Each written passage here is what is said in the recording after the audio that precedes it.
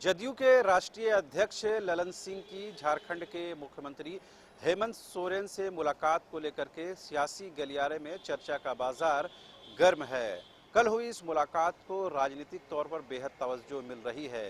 दरअसल बिहार के मुख्यमंत्री नीतीश कुमार देश भर में विपक्षी एकता को गोलबंद करने को लेकर के एक प्लेटफॉर्म में लाने को लेकर के जुटे हुए हैं। इस कड़ी में उन्होंने ममता बनर्जी से, अरविंद केजरीवाल से, अखिलेश यादव समेत अन्य कांग्रेस के बड़े नेताओं से मुलाकात की है। माना यह जा रहा है कि जल्द ही झारखंड के मुख्यमंत्री हेमंत सोरेन से भी इस सिलसिले में बातचीत होगी। लेकिन उससे पहले जदयू के राष्ट्रीय अध्यक्ष से जिस तरह मुख्यमंत्री हेमंत सोरेन की मुलाकात हुई है, वो उसी कड़ी के तौर पर, उसी जद में और उसी दायरे में इस चीज़ को देखा जा रहा है। और दोनों ही नेताओं ने एक कॉर्डियल माहौल में बातचीत की है। और सूत्रों के हवाले से ये खबर है कि विपक्षी एकता को लेकर के पुरजोर तरीके से इसमें कहीं न कहीं बातचीत हुई है। लेकिन बड़ा और अहम सवाल ये है कि बिहार के मुख्यमंत्री नीतीश कुमार कब झारखंड आएंगे, कब झारखंड के मुख्यमंत्री हेमंत सोरेन से उनकी मुलाकात होगी। इस सिलसिले में पार्टी के यानी झामुमो के कोई भी नेता आधिकारिक तौर पर बोलने को तैयार नहीं है। लेकिन तमाम नेताओं ने ये कहा है कि झारखंड मुक्ति मोर्चा विपक्षी खेमे को गोलबंद करने को लेकर के, एक मंच पर लाने को लेकर के तैयार है और इसकी वो पक्षधर रही है। लिहाजा इसकी अगर कवायद होती है तो झामुमो बढ़ चढ़ करके हिस्सा लेगी। जाहिर सी बात है, 2024 के लोकसभा चुनाव से पहले पहले की जा रही इस कवायद को बेहद महत्वपूर्ण माना जा रहा है।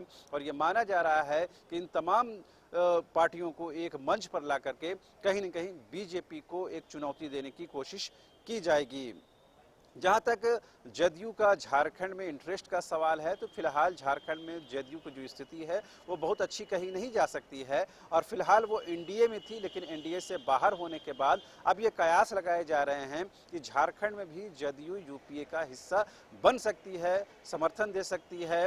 लिहाजा इसकी कवायद शुरू की गई है। हालांकि झारखंड में जदयू का कोई भी विधायक नहीं है, बावजूद इसके जो सीमाई क्षेत्र हैं, बिहार से लगने वाले झारखंड के जो क्षेत्र हैं, जो इलाके हैं, जो ज़िले हैं, वहाँ पर जदयू के जो कुछ वोटर्स हैं, अगर जदयू यूपीए का हिस्सा बनती है या यूपीए में आना चाहती है, तो जाहिर सी बात है 2024 के विधानसभा चुनाव में इसका फ़ायदा यूपीए खेमे को हो सकता है। फिलवक्त झारखंड में जो यूपीए खेमा काम कर रहा है, उसमें झारखंड मुक्ति मोर्चा के साथ ही कांग्रेस और राजद का समर्थन है। राजद की जो विधायक हैं, पार्टियां हैं, वो इसमें शामिल हैं। अब अगर जदयू इसमें शामिल होता है, जैसा कि कयास लगाए जा रहे हैं, तो जाहिर सी बात है यूपीए को मजबूती मिलेगी। और ये कहीं न कहीं 2024 के विधानसभा चुनाव से पहले एक बड़ा मूव के तौर पर देखा जा रहा है। हालांकि आधिकारिक तौर पर ना तो जदयू के नेता, ना तो जेएमएम के नेता इस बारे में कुछ बोलने को तैयार हैं। लेकिन जिस तरह से ललन सिंह की मुलाकात हुई है, उस मुलाकात को दो तरह से देखा जा रहा है या दो एस्पेक्ट से तौर पर देखा जा रहा है। एक तो ये कि पूरे देश भर में विपक्षी एकता को किस तरह मजबूत करना है, उस कड़ी में ललन सिंह की मुलाकात मुख्यमंत्री हेमंत सोरेन से हुई है। और आने वाले दिनों में संभवतः इस बात की पूरी मुमकिनात है कि बिहार के मुख्यमंत्री नीतीश कुमार और झारखंड के मुख्यमंत्री हेमंत सोरेन से मुलाकात होगी। दूसरा जो नजरिया इस मुलाकात को लेकर है वो ये कि झारखंड में जदयू भी यूपीए का हिस्सा बन सकती है। अगर वो बनती है तो जाहिर सी बात है यूपीए को फायदा होगा। विधानसभा चुनाव में इसका कहीं न कहीं बेनिफिट यूपीए गठबंधन को होगा। तो जाहिर सी बात है ये मुलाकात न सिर्फ एक शॉर्ट मुलाकात के तौर पर देखा जा रहा है, एक औपचारिक मुलाकात के तौर पर देखा जा रहा है, बल्कि राजनीतिक चश्मे से इस मुलाकात को बेहद अहम माना जा रहा है।